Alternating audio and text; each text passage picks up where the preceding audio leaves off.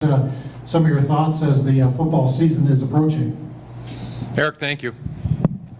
Everyone hear me? Can you hear me okay here? All right, thank you. Good morning, everybody. As Eric said, I am Chris Graham, Commissioner of the Rocky Mountain Athletic Conference. I started here on December 2nd of last year, so this will be my first full football season. I can't be more excited entering into this season to watch RMAC football. There's a number of things that attracted me to this conference, and one of them was the outstanding breadth and depth of success we have in all of our sports, and particularly football. So very much looking forward to this season. I've met the coaches already, the majority of them at a meeting in January when I first started. I think we have an outstanding group of coaches, talented, smart, experienced. Most importantly, and I know Eric asked me to make a few comments about the season coming in, but I want to welcome everybody, particularly our student athletes. You're the reason we're all here. It's all about you. Today is about you. We have a lot of exciting coaches, great personalities, some very interesting people, but you're the center of attention. You're the ones that make us young, keep us young throughout the year, and you're the reason we look forward to the start of every academic year, and particularly the fall here for the football season. So welcome to all these outstanding student athletes here in the room today. Again, a welcome to our coaches. I look forward to seeing you. And the media, I want to thank all of you for coming here today. I want to thank very quickly Eric Danner, our Associate Commissioner, our Director of Compliance Business Operations, Kirsten Ford, our Director of Media Relations, Caleb Center, and all of our interns who are here today for helping put this on. And should give acknowledgement to my predecessor, Joel Smith. J.R. Smith, who had been the commissioner for over a decade here, is now the Director of Athletics at one of our outstanding members, Chadron State. Great football program there, great history. Joel Smith is now the Director of Athletics, and we would not be here today if it wasn't for him in putting this event together. General outlook on this season, RMAC football is well respected around the country. I've met with my Division II colleagues a number of times. They have a great deal of respect for the Rocky Mountain region, the athletes that we produce here, the outstanding stories that we have, and the fantastic football that we play.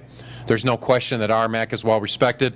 You're going to be speaking and hearing from Gene Bouwman in a minute, our Director of and Coordinator of Football Officials. And Gene, in the brief number of years he's been here with us, has made RMAC football officiating some of the best in the country, and he's going to give you some exciting news on some promotions that a number of our officials received in this off-season to Division I football. We're very excited about that. We couldn't be more proud of how good officiating is here in the RMAC. We've got a really exciting event coming up this year in addition to all the great rivalry games and the great competition we're going to have. Got a national TV football game on CBS Sports Network with Colorado School of Mines and Fort Lewis College, hosted by Fort Lewis. It's going to be an exciting event in the middle of October. A wonderful showcase for our student athletes and institutions to represent not only themselves but the RMAC in national football competition. We have at least a half a dozen former RMAC student athletes in NFL training camps right now. Mike from CSU Pueblo, I believe we've got 3 student athletes. Mike Pennell with the Packers, Chase Vaughn with the Broncos, and Ryan Jensen with the Ravens, all in camp right now. Of course, our most popular and well-known recent alum, Danny Woodhead with the Chargers. Obviously, he's in camp right now. Garrett Gilkey from Chadron State, also another alum from Chadron in the NFL. And Jordan Campbell from New Mexico Highlands, who I believe is with the Chiefs in camp right now. So clearly we have fantastic student athletes coming out of the RMAC, and a number of them that are having success right now in the NFL. I'd like to welcome South Dakota School of Mines and Technology to the league as a full member. They start football in 2 years. They're completing a 2-year agreement with the GNAC. But their individual team sports will be starting in the RMAC this year. We'll look forward to them competing in cross country, track and field, and a few other sports in our championships. They enter our team sports such as soccer, men's and women's basketball in 2015-16, and then in the 2016 season, they start as a full member in football, and we will be working them into the scheduling at that point. Finally, it's my pleasure to announce a multi-year agreement with Wilson Football. We have Jamie Andra here, our representative from Wilson, There's Jamie. And coaches, I would encourage you to, if you haven't met Jamie yet, and student athletes, go over and introduce yourselves. They have a fantastic product. They are the NCAA championship football, and they are the RMAC football now for the next 5 years. So we couldn't be more delighted to have Jamie and Wilson with us. And of course, each team has their autograph Wilson football on the table there to take back with them. Eric, that's what I have. Any questions? Yeah, I'll open it up for questions at this time. Do we have any for Chris? Did I cover everything that well? Student athletes, coaches? I'm sure the coaches will have plenty of questions once we get into week one. Yeah, thank you, Eric. And for the media, if you need any one-on-one time, you want to talk RMAC football, NCAA, I'd be happy to. I'll be here all morning, all afternoon. Be happy to speak with you at any time. Thanks, Eric. We also have Gene Bouwman here, our coordinator of football officials. Last year, as the interim commissioner, I had a chance to work with Gene quite a bit, and honestly, I didn't have any idea how much work our officials do and how much work Gene does in leading those officials. And we wanted to give him an opportunity to talk a little bit about what our officials do and how much work goes into it, Gene. And I know specifically, I don't think I really understood how much evaluation goes into it and the level of evaluation that we get from Division I conferences. Yes. Thank you for having me here. Welcome to everyone. Our officials, every game that is played in the RMAC is evaluated by a Division I official. And then that rating is, the ratings are submitted into our quick ref system, and then we develop a score on each official. And this determines whether they qualify for a playoff game or not. So they attend numerous clinics. We have 2 mandatory clinics in the RMAC that they have to go to, and they do put a lot of hours in. We have mandatory rule attendance meetings every 2 weeks once the season starts, and they must go to those, and they take a test every 2 weeks on our rules and so forth. We had a clinic yesterday, and I'm very happy to announce that our officials, our average score on our test was 99. So we're getting better. When we first started, our average score was 52. So that was 3 years ago. So we've come up quite a ways. We have a great working relationship with the Big 12, and this year we've put 6 of our officials have moved on to Division I. We had Steve Barron went up to the Big 12 right from here, so he didn't go to Southland or Mountain West. He went right to the Big 12.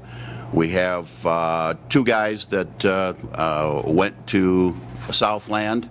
We have 1 that went to Stars and Stripes, and then we have 2 that have partial schedules this year. They'll work some with the RMAC and some with the Southland Conference.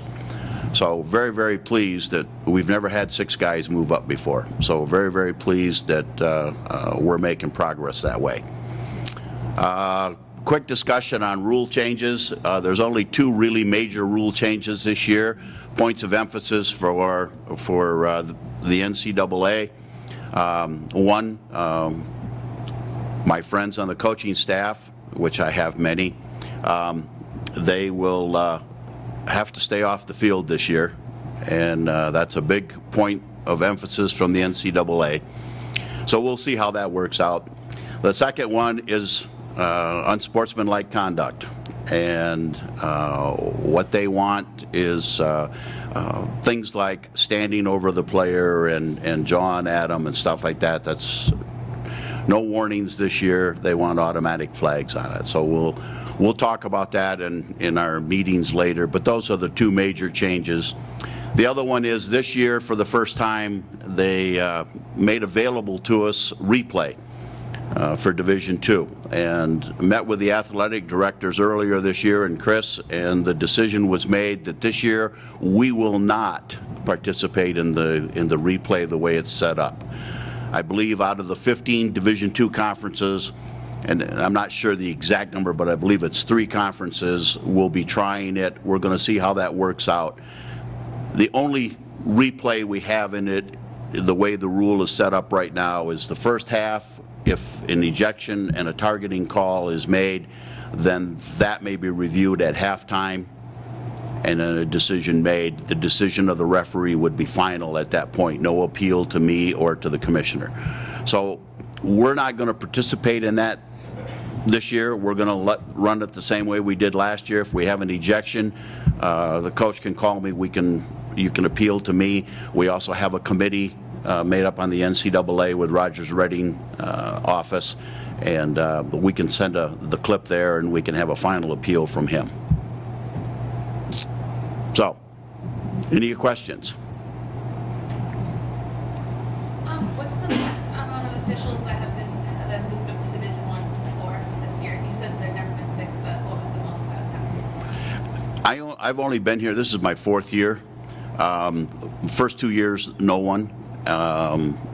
Last year we had 1, and 6 this year.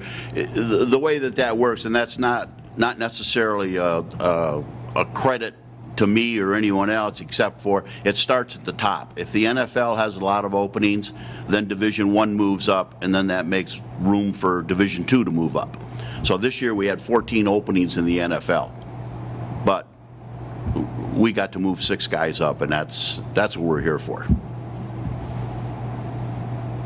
Anything else? What's your waiting list right now to get high school guys to move into the RMAC? We have, I have a man in charge of that, Mark Ussery, and he is my developmental staff guy, and his job is to keep me filled with 9 developmental officials.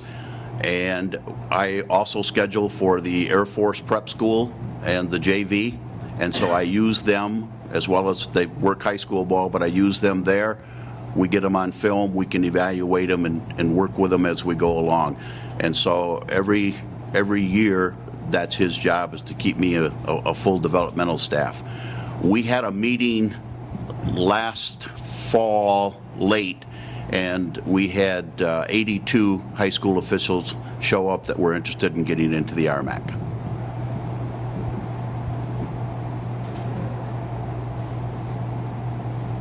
Anything else? Okay, thank you very much.